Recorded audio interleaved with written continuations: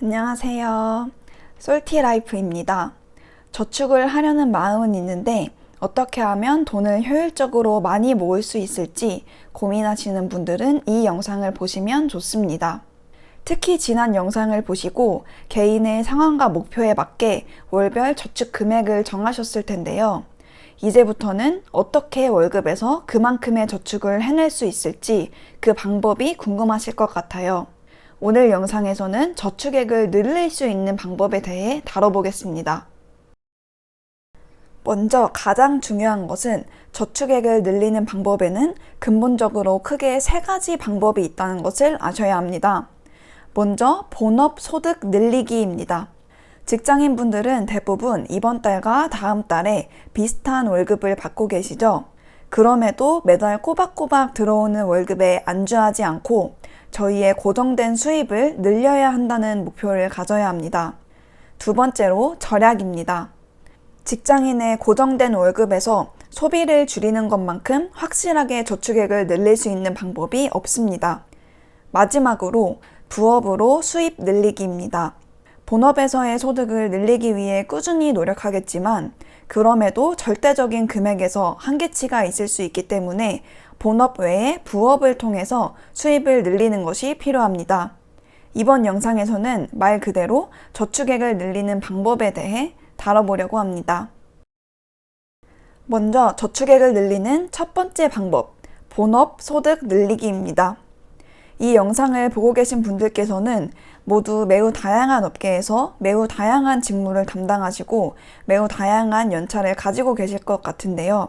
아무래도 업계별로 혹은 회사 규모별로 연봉 격차가 큰 것이 사회적 이슈인 만큼 본업인 회사에서 받는 연봉도 매우 다양하실 것 같습니다. 연봉을 높이기 위해서는 회사 내에서 승진, 승급 등의 기회가 있을 수 있고 또 보다 연봉을 많이 주는 회사 또는 업계로 이직을 할 수도 있습니다. 물론 승진, 이직이 모두 쉬운 일은 아니지만 제가 말씀드리고 싶은 건 결국 저축액을 늘리려는 마음이 있다면 연봉을 높이기 위한 시도를 꾸준히 해야 한다는 것입니다. 실제로 제 주변을 보면 가끔 현재 회사에서의 연봉이 매우 마음에 들지 않고 이직 의사가 있음에도 별다른 이유 없이 아예 이직을 시도하지 않는 분들도 있는데요. 물론 저도 그 마음이 이해는 갑니다. 저도 한 번의 이직 경험이 있는데요. 전 회사가 워라밸이 좋은 편이었음에도 불구하고 퇴근하고 서류를 쓰고 면접을 준비하고 또 연차를 내서 면접을 보러 가는 그 과정이 체력적으로도 정신적으로도 너무나도 지치고 힘들더라고요. 그치만 여러분, 저희가 똑같이 절약을 해서 같은 금액의 소비를 하더라도 연봉이 높아지면 더 많은 금액의 저축을 할 수 있습니다.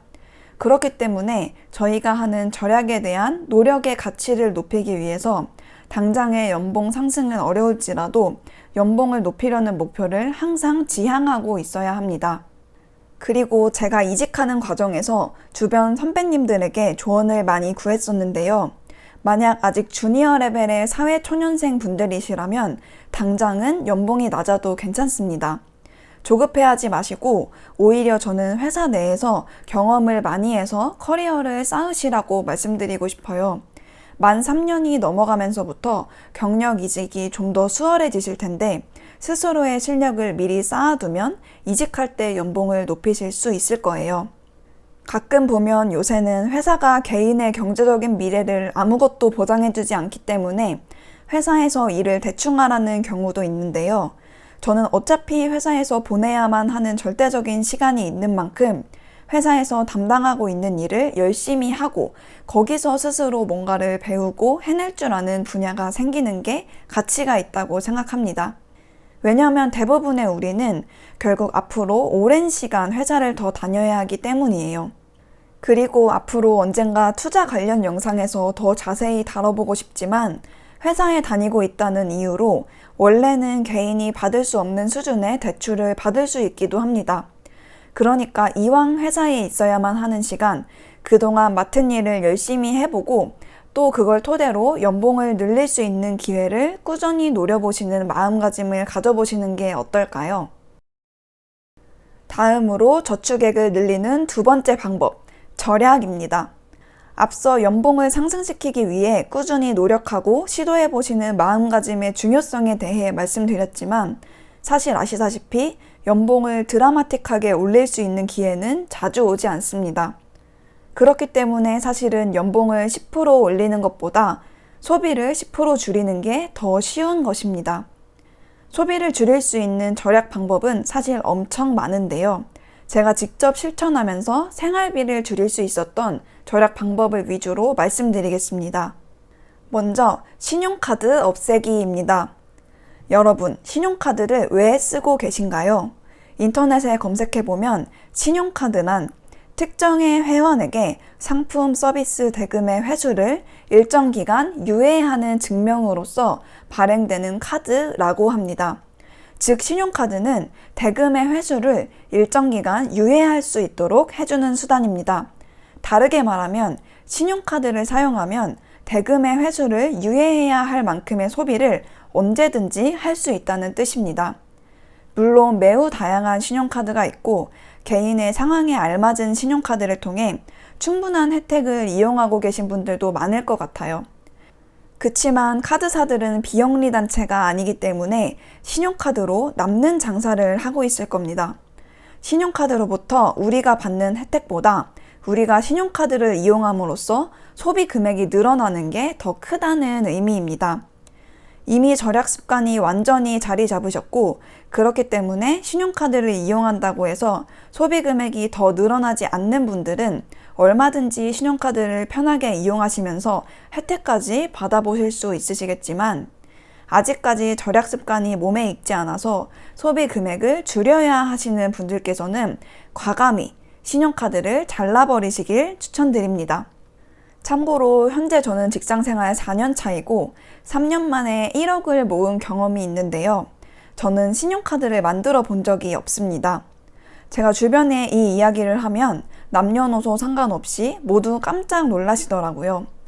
저는 대금의 회수를 유예해야 할 만큼의 소비를 하지 않기 때문에 지금도 신용카드의 필요성은 느끼지 못하고 있습니다. 언젠가는 어떠한 목적을 위해 신용카드를 발급받을 수도 있겠지만 제 생각에는 지금까지처럼 당분간은 필요하지 않을 것 같아요. 두 번째로 커피값 줄이기입니다. 직장인 분들이시라면 회사에서 매일 커피를 드시는 분들이 많으실 것 같아요. 저도 정말 평일에는 매일 커피를 먹고 있고 하루에 2-3잔씩 먹을 때도 자주 있어서 제 피에는 커피가 흐를 것 같다는 생각도 합니다. 이렇게 매일 마시는 커피 한 번에 5,000원, 영업일 20일, 한 달에 최소 10만 원 정도가 들어가는데요. 저 같은 경우에는 90% 이상을 탕비실에서 카누와 같이 타먹는 커피를 마시거나 사내에서 판매해서 저렴하게 사 먹을 수 있는 커피를 마십니다. 2,500원이 넘어가는 커피는 대부분 받았던 기프티콘이 있을 때나 제가 누군가에게 은혜를 갚기 위해서 커피를 사드려야 할 때만 먹는 것 같아요. 만약 탕비실에 타먹는 커피가 없고 사내에서 저렴하게 판매하는 커피도 없다면 요새는 저가 커피 브랜드도 굉장히 많으니 저라면 저가 커피를 마실 것 같아요. 세 번째로 배달 음식 줄이기입니다. 저는 개인적으로 이게 가장 어려웠습니다. 특히 퇴근하고 집에 가는 길에 오늘 하루 동안 받은 스트레스를 풀기 위해 매운 음식을 시키는 경우가 엄청 많았어요. 한 주에 빨간 음식을 3번 이상 먹기도 했습니다. 제가 기사에서 본 내용인데 실제로 매운맛은 스트레스 해소 효과가 있다고 해요. 우리 몸은 매운맛을 일종의 통증으로 인식하기 때문에 통증을 잊기 위해 엔도르핀 호르몬을 분비시켜서 스트레스가 해소되는 느낌을 받을 수 있기 때문입니다. 그치만 매운 음식을 자주 먹으면 속이 쓰리거나 숙면을 방해할 수도 있다고 해요. 또 가장 중요한 건 자주 배달 음식을 시켜 먹으면 저축에 어려움이 있겠죠. 저 같은 경우에는 주에 최대 2회만 시켜 먹는 것으로 스스로 기준을 정했습니다. 실제로 기준을 명확하게 세워두고 지키려고 하니까 배달 음식에 쓰는 비용이 많이 줄었던 것 같아요. 여러분들도 각자 특히 가장 절약하기 어려운 분야가 있으실 것 같은데요. 그런 분야에서 스스로 빈도를 제한하는 기준을 세워보시면 좋을 것 같습니다. 네 번째로 여행, 특히 해외여행 줄이기입니다. 앞서 말씀드렸던 배달 음식과 마찬가지로 저는 여행에도 스스로 횟수 제한을 걸었는데요. 바로 해외여행은 1년에 최대 한 번 가기입니다. 제가 취업하고 돈을 모으는 시기가 코로나랑 맞물려서 강제로 해외여행을 못 가서 저축에 도움이 된 부분도 있는데요. 사실 여행을 전혀 안 가기는 좀 아쉽잖아요. 물론 국내든 해외든 여행을 아예 안 가시고 저축과 절약을 더 열심히 하시는 분들도 계시지만 저 같은 경우에는 여행을 아예 포기하기에는 나중에 좀 더 시간이 지났을 때 후회할 수도 있겠다는 생각을 했어요. 회사를 다니다 보면 사실 며칠 이상 여행을 갈 수 있는 날이 자주 오는 것도 아니고 그렇기 때문에 지금 가지 않으면 언젠가 가는 것도 못할 수도 있겠다라는 생각을 했어요. 그치만 또 여행을 한번 다녀오면 적지 않은 돈을 쓰게 되니까 저축을 하기 위해서는 여행에도 스스로 기준을 마련해 보시는 게 좋을 것 같습니다. 마지막으로 충동 소비 줄이기입니다. 요새는 오프라인에서 쇼핑하는 것보다 온라인에서 쇼핑하는 게 더 편리하고 기구매자들의 후기도 쉽게 파악할 수 있고 다양한 제품을 한 번에 볼 수 있기 때문에 대부분 인쇼를 많이 이용하시는 것 같은데요. 저 역시도 인쇼를 하다 보면 오프라인에서 쇼핑하던 것보다 더욱 원래 구매하려고 했던 제품 외에 다른 제품들에까지 눈이 가게 됩니다. 많은 제품들을 빠르게 접해볼 수 있는 만큼 가격 비교도 쉽지만 그만큼 충동 소비를 불러오는 제품들도 더 많이 만나게 되기 때문입니다. 어느 마케팅 조사 업체에서 진행한 연구 결과에서는 평균과 비교해서 쇼핑을 하는 목적이 즉시 필요하거나 잃어버린 물건을 사기 위한 것이라고 응답한 소비자들의 충동 구매 확률이 17% 낮았고 충동적으로가 아닌 마음 먹고 쇼핑하는 고객들의 충동 구매 확률이 13% 낮았다고 합니다. 사회생활을 하면서 쇼핑을 아예 안 할 수는 없겠지만 쇼핑을 하기 전부터 스스로 필요한 것만 사겠다고 마음을 먹고 시작한 쇼핑은 우리가 충동 소비를 할 확률을 낮춰줄 수 있을 것 같습니다. 오늘은 이렇게 제가 직접 3년 동안 1억을 모으면서 느끼고 배운 점에 대해서 이야기해봤습니다. 이미 알고 있었지만 실천으로 옮기지 않으셨던 부분도 있고 앞서 말씀드린 것처럼 각자 특히나 절약하기 어려운 분야가 있으시기도 하실 텐데요. 제가 오늘 말씀드린 내용을 참고하셔서 목표 저축액을 달성하시는 데에 도움이 되셨으면 좋겠습니다. 혹시 이 외에도 본업 소득을 늘릴 수 있는 꿀팁이나 알고 계신 생활비 줄이는 방법 등을 댓글로 공유해 주시면 감사드리겠습니다. 함께 배우며 저축해요. 다음 영상에서는 절약 중에서도 고정비를 줄이는 방법에 대해서 공유해보고 또 제가 부수입을 만들기 위해 시도해봤던 것들에 대해서도 자세히 공유해보려고 합니다. 그럼 구독과 좋아요 부탁드려요. 안녕!